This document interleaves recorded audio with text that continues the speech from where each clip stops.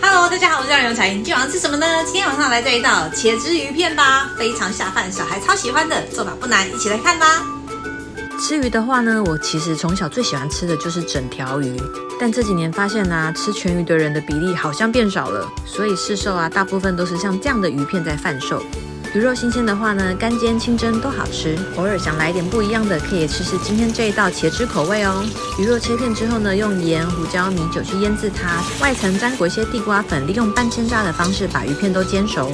另起干净的锅子，加入蒜头、番茄酱、酱油，再来一些糖跟水，把鱼片放进去之后呢，起锅前加入小黄瓜片就可以喽。这一道下饭的茄汁鱼片，你学会了吗？